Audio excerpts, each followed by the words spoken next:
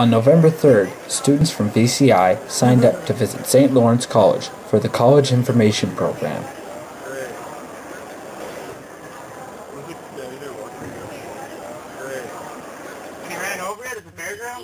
There are approximately 30 students going to the CIP tour, ready to ask questions to the college representatives.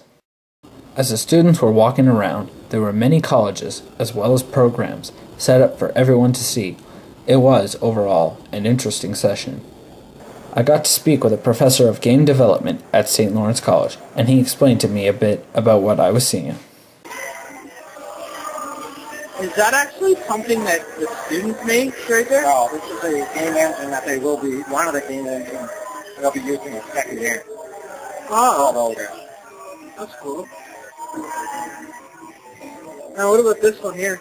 This one is just a demo texturing on an Xbox 360. This is on the Xbox 360. Showing some personal stuff that can be done on the Xbox 360. That's what they'd be downloading through and trying out stuff.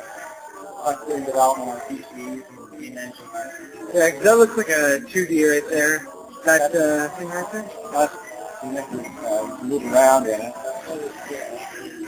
It's just a texture on different surfaces, and it's part of what you would do when you're doing development for a game like a first-person shooter game or something. That would be part of the world. I got to sit down with some journalism students from St. Lawrence as they explained to me a bit about their program. What can we expect to learn in the journalism area? We go from print to multimedia. We do video editing. We have photography classes. We learn digital editing skills for both video and photography. We learn advanced reporting, things like that. We have 2 internships in the 2-year program where you go out, basically job shadowing the first year. The second year you actually go out and work for an organization. That's all I can think about the top of my head. Any other deep dark secrets you can tell us? Deep dark secrets. No, you got any deep dark secrets? We're really nerds. We're not cool at all. Like, we have a cool paper, but that's as cool as we get. I just wear cool shirts because I'm actually a geek. As I looked into Humber College, he told me a bit about the journalism and broadcasting programs and what features they have. That's one of our strongest programs in journalism. We're known for that program. We have, since like in 67, we've just been like pumping out great journalism students. We do the journalism, print and broadcast, and you probably know of George Strombolakis. I don't know if I can pronounce that properly, but he's a Humber grad. Like, he's one of our most notable Humber grads. And you watch the score? Oh yeah. The wall guy. That's Santoni or Greg Santoni. Yeah. Another Humber grad. Like, but there's a lot more Humber grads that are behind the scenes, like working on Much Music, City TV, CBC, all the big news stations, CHCH, A-Channel. So from the Humber, we're going to teach you the journalism, print, meaning traditional newspapers and magazines, and then webs and blogs. We're going to teach you television, so we have like our own news studio, as well as we have our own radio station. It's very cool. We're on the FM dial. Of course, it doesn't reach this far.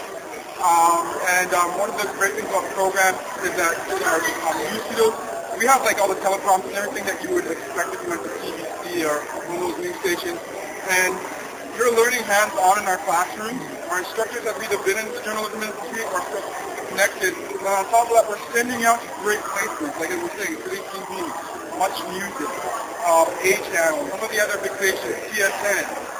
Okay, not everyone, of course, is going to get to be in those great spots, but you are going to be plugged in somewhere, which is very important because that's where you're going to get the bulk of your work experience. And then, should you choose to move on to university, we have tons of partnerships that you can take advantage of with the schools. And for our journalism concern, Humber's where it's at. Okay, so what we're going to ask you to do, of course, after meeting the academic requirements, you have to attend an information session / interview with your resume, and they're going to give you a test on like current affairs. So basically, anyone that wants to be in the broadcasting journalism has to have an idea of what's going on in their community, their province, and around the world. You know what I mean?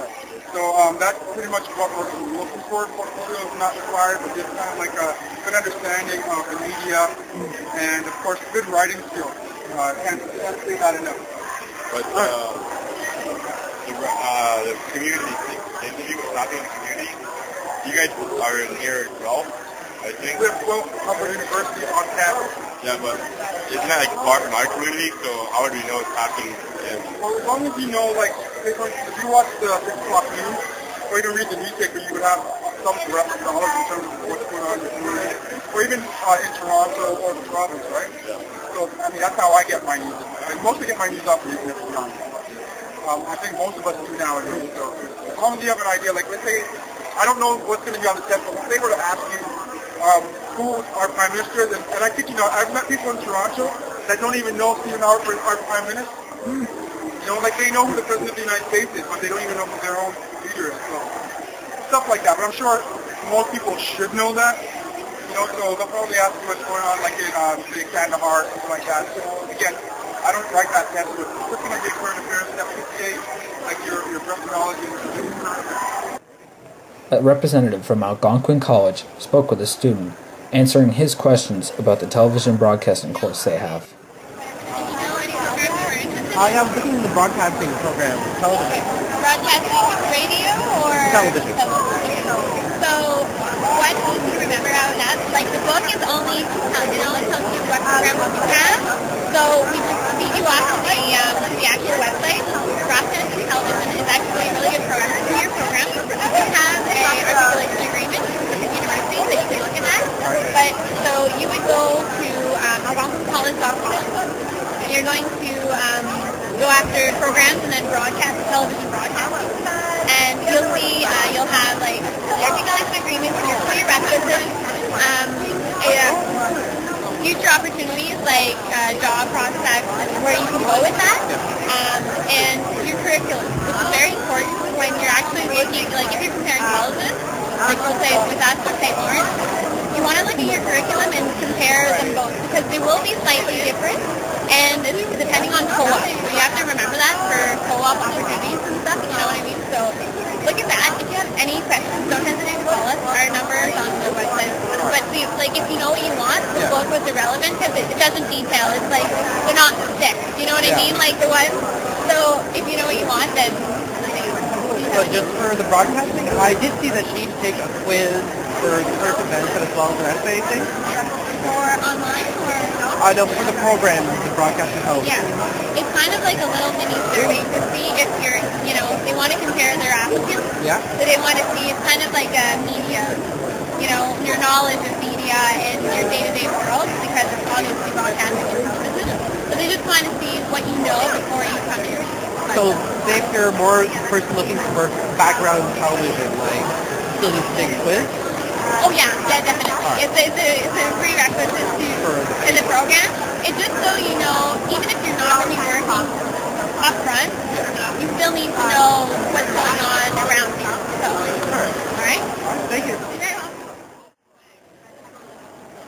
In conclusion, I believe that I got my information for when I go to college next year. Hopefully, so did the other students.